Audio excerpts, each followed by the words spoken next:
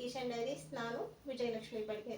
ನಾನು 100 ವಿಡಿಯೋ ಮೇಲೆ ಹಾಕಿದ್ದೀನಿ, ಆದರೆ ಯಾವುದಕ್ಕೂ ನಾನು ಮುಖ ತೋರಿಸಿ ಮಾಡಲಿಲ್ಲ. ಸುಮ್ಮನೆ ಅಡುಗೆ ಮಾಡ್ತಾಯಿದ್ದೆ, ವಾಯ್ಸ್ ಕೊಡ್ತಾಯಿದ್ದೆ. ಇದು ಫಸ್ಟ್ ಟೈಮ್ ನಾನು ಮಾಡಿರೋದು, ಈ ಥರ ಮುಖ ತೋರಿಸಿ ಅಡುಗೆ ಮಾಡ್ತಾ ಇರೋದು.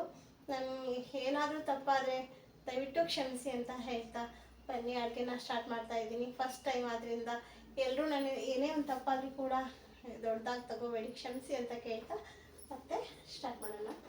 ಒಲೆ ಹಚ್ಚಿ ನಾನಿಲ್ಲಿ ಮಾವಿನ ಹಣ್ಣಿನ ಹಲ್ವಾ ಮಾಡ್ತಾಯಿದ್ದೀನಿ. ಹಾಗಾಗಿ 1 ಕಪ್ಪು ಬಾಂಬೆ ರವೆ ತೊಗೊಂಡಿದ್ದೀನಿ. ಇದು ಬಾಂಬೆ ರವೆ 1 ಕಪ್ಪು ತೊಗೊಂಡು ಇದನ್ನು ಸ್ವಲ್ಪ ತುಪ್ಪ, ಎಣ್ಣೆ, ಆಯಿಲ್ ಏನು ಬೇಡ, ಸುಮ್ಮನೆ ಜಸ್ಟ್ ಜಾಸ್ತಿನೂ ಹುರ್ಕೊಳ್ಳೋದು ಬೇಡ, ಲೈಟಾಗಿ ಒಂದು ಸ್ವಲ್ಪ ಹುರ್ಕೊಬಿಡೋಣ. ಜಾಸ್ತಿನೂ ಹುರಿಯೋದು ಬೇಡ, ಕಪ್ಪಗಾಗೋ ಹಾಗೆ ಸ್ವಲ್ಪ ಲೈಟಾಗಿ ಕಲರ್ ಚೇಂಜ್ ಆದರೆ ಸಾಕು, ಅಷ್ಟು ಮಟ್ಟಿಗೆ ಮಾತ್ರ ಹುರ್ಕೊಳ್ಳೋಣ.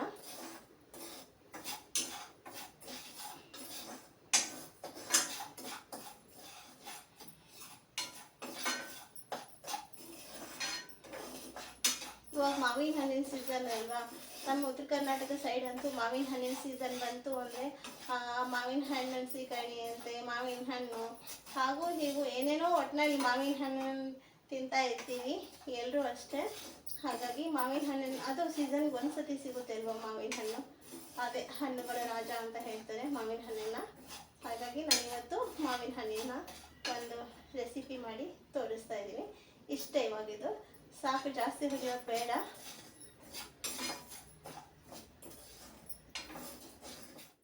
ನೋಡಿ, ಇದು ರವೆ ಹುರಿದಿದ್ದು ಸಾಕು. ಇವಾಗ ಒಂದು ತಟ್ಟೆಗೆ ಶಿಫ್ಟ್ ಮಾಡೋಣ. ನಾನು 1 ಬಟ್ಲು ಮಾತ್ರ ಮಾಡ್ತಾ ಇರೋದು.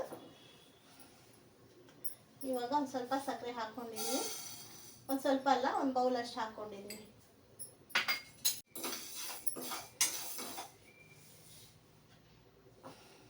ಒಂದು ಸ್ವಲ್ಪ ಹಾಲು ಹಾಕೋತೀನಿ,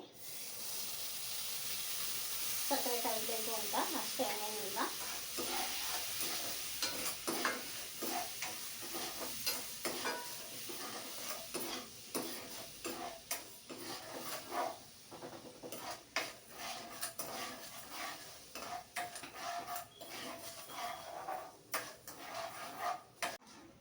ನೋಡಿ, ಇಷ್ಟು ಕರಗಿದೆ ಇವಾಗ ಸಕ್ಕರೆ. ಇದು ಒಂದು ಬಟ್ಲು ರವೆ ಹುರಿದಿಟ್ಕೊಂಡಿದ್ದೆ ಅಲ್ವಾ, ಅದನ್ನು ಇದಕ್ಕೆ ಹಾಕ್ಬಿಡೋಣ. ಇವಾಗ ಇದು ಈ ಥರ ಆಗಿದೆ, ಇದಕ್ಕೊಂದು ಸ್ವಲ್ಪ ಹಾಲು ಹಾಕ್ಕೊಳ್ಳೋಣ.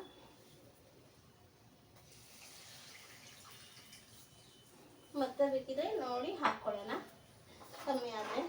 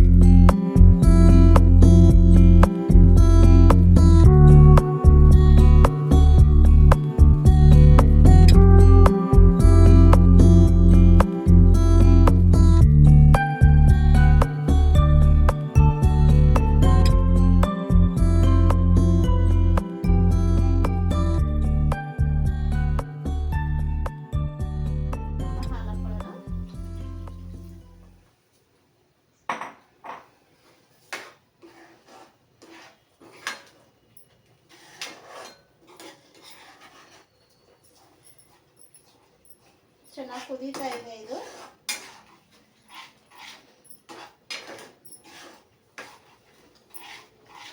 ನೋಡಿ, ಇವಾಗ ಈ ಹದಕ್ಕೆ ಬಂದಿದೆ ಇದು.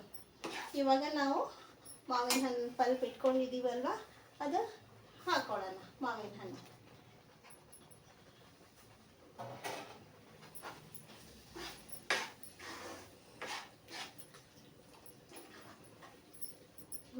ಚೆನ್ನಾಗಿ, ಮಾವಿನ ಹಣ್ಣು ಕೂಡ ಕುದಿಬೇಕು ಇದರಲ್ಲಿ.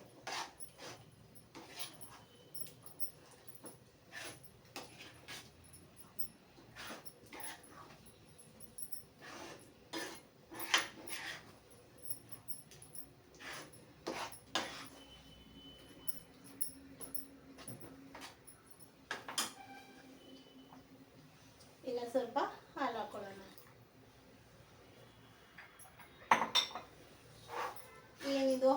ಸ್ವೀಟಾ ಅಥವಾ ಮಾವಿನ ಹಣ್ಣಿನ ಸ್ವೀಟಾ ಅನ್ಕೋಬೇಡಿ. ಇದು ಮಾವಿನ ಹಣ್ಣಿಂದೆ. ಹೇಗೆ ಗಟ್ಟಿ ಆಗ್ತಾ ಬರುತ್ತಲ್ಲ, ನಾವು ಸ್ವಲ್ಪ ಹಾಗೆ ಹಾಲು ಹಾಕ್ತಾ ಬರಬೇಕು. ನಾವಿದು ಪೀಸ್ ಇರಬಾರ್ದು ನಮಗೆ ಅಂತಂದರೆ ನಾವು ಮಿಕ್ಸಿಗೆ ಹಾಕ್ಕೊಂಡು ಹಾಕೋಬೋದು ಮಾವಿನ ಹಣ್ಣನ್ನು. ನಾನಿಲ್ಲಿ ಒಂದೊಂದು ಪೀಸ್ ಬಾಯಿಗೆ ಸಿಕ್ಕಲಿ ಅಂತ ನಾನು ಹಾಗೆ ಕಟ್ ಮಾಡಿ ಹಾಕಿರೋದು ಅಷ್ಟೇ. ನಿಮಗೆ ಇದು ಒಂದು ಪೀಸು ನಮ್ಗೆ ಸಿಗಬಾರ್ದು ಅಂತ ಆದರೆ ನೀವು ಮಾವಿನ ಹಣ್ಣನ್ನು ಮಿಕ್ಸಿ ಮಾಡಿ ಇಲ್ಲ ಪ್ಯೂರಿ ಟೈಪ್ ಮಾಡಿ ಕೂಡ ಹಾಕ್ಕೋಬೋದು. ನಾನಿಲ್ಲಿ ತುಪ್ಪ ಹಾಕ್ತಾ ಇಲ್ಲ, ನೀವು ತುಪ್ಪ ಕೂಡ ಹಾಕ್ಕೋಬೋದು. ಇದು ಏಲಕ್ಕಿ ಲವಂಗ ಪೌಡ್ರು, ಮತ್ತು ಇದು ಸ್ವಲ್ಪ ಕ್ರೀಮ್ ತಗೊಂಡಿದ್ದೀನಿ.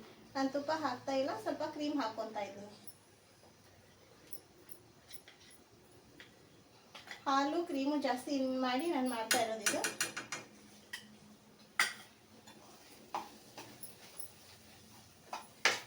ಈ ಥರ ನೀವು ಕೂಡ ಮಾಡಿ ಹೇಗೆ ಬಂತು ಅಂತ ನಮಗೆ ಕಮೆಂಟ್ ಮಾಡಿ. ಆಗೋಯ್ತು, ಇನ್ನೇನು ಇನ್ನೊಂದು 2 ನಿಮಿಷ ಅಷ್ಟೇ. ಮಾಡೋದು ತುಂಬ ಈಸಿ, ತಿನ್ನೋಕ್ಕೂ ಟೇಸ್ಟ್ ಆಗುತ್ತೆ. ಮತ್ತು ಈ ವಿಡಿಯೋ ಯಾರೆಲ್ಲ ನೋಡ್ತಾ ಇದ್ದೀರಾ BP ಕಿಚನ್ ಡೈರೀಸ್, ಮರೀದೇನೆ ಸಬ್ಸ್ಕ್ರೈಬ್ ಮಾಡಿ, ಶೇರ್ ಮಾಡಿ, ಕಮೆಂಟ್ ಮಾಡಿ ಅಂತ ಹೇಳ್ತಾ ಆಯ್ತು. ಇವಾಗಿದೆ ಇನ್ನೊಂದು 2 ನಿಮಿಷ ಅಷ್ಟೇ ಬೇಯೋದು. ತುಂಬ ಈಸಿ ನೋಡಿ. ಇಲ್ಲಿ ಮಾವಿನ ಹಣ್ಣಿನ ಪಲ್ಪ್ ಕಾಣ್ತಾ ಇದೆ. ಇದು ನಿಮಗೆ ಬೇಡ ಅಂದರೆ ನಾನು ಹೇಳಿದ್ನಲ್ಲ, ಪ್ಯೂರಿ ಮಾಡಿ ಹಾಕೊಳ್ಳಿ. ಮಕ್ಕಳಿರೋ ಮನೆಗಾದರೆ ಈ ಥರ ಮಧ್ಯೆ ಬಾಯಿಗೆ ಒಂದೊಂದೇ ಪೀಸ್ ಸಿಗ್ತಾ ಇದೆ, ತುಂಬ ಚೆನ್ನಾಗಿ ಅನಿಸುತ್ತೆ. ಹಾಗಾಗಿ ನಾನು ಈ ಥರ ಕಟ್ ಮಾಡಿ ಹಾಕಿರೋದು ಅಷ್ಟೇ. ಆಯ್ತು, ಇವಾಗ ಇದು ರೆಡಿ ಆಯಿತು. ಸಿಮ್ ಮಾಡಿ 1 ನಿಮಿಷ ಬಿಡೋಣ.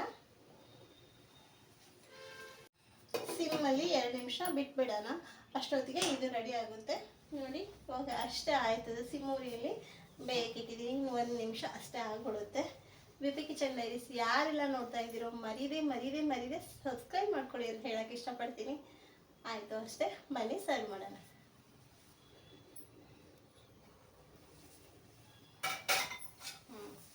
ನೋಡಿ ಎಷ್ಟು ಚೆನ್ನಾಗಾಗಿದೆ ಅಂತ. ಬೌಲಿಗೆ ತೆಗೆಯೋಣ. ಇವಾಗ ತುಪ್ಪ ಬೇಕಾದರೂ ಹಾಕೋಬೋದು.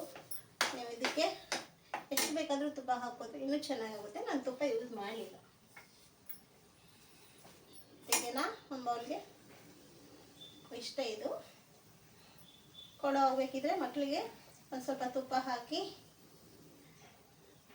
ಡ್ರೈ ಫ್ರೂಟ್ಸ್ ಹಾಕಿ ಕೊಡ್ಬೋದು. ನಾನು ಏನೂ ಹಾಕಿಲ್ಲ ಇಲ್ಲಿ, ಡ್ರೈ ಫ್ರೂಟ್ಸು ಅದು ಇಲ್ಲ ಏನೂ ಹಾಕಿಲ್ಲ. ನೀವು ಬೇಕಿದ್ರೆ ಹಾಕೋಬೋದು.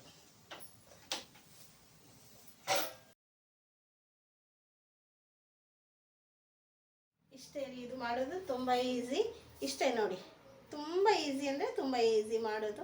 ಒಂದು 5 ನಿಮಿಷಕ್ಕೆ ಆಗಿಬಿಡುತ್ತೆ. ನೀವು ಕೂಡ ಮಾಡಿ ಹೇಗೆ ಬಂತು ಅಂತ ಕಮೆಂಟ್ ಮಾಡಿ. ಮತ್ತು ಇಷ್ಟೊತ್ತಿಗೂ ಸಹನೆ, ತಾಳ್ಮೆ, ಪ್ರೀತಿಯಿಂದ ನೋಡಿದ್ದಕ್ಕೆ ನಿಮಗೆಲ್ರಿಗೂ ತುಂಬ ಧನ್ಯವಾದ. ನಮಸ್ತೆ. ಮತ್ತೆ ಒಂದು ವಿಡಿಯೋ ಜೊತೆ ಬರ್ತೀನಿ.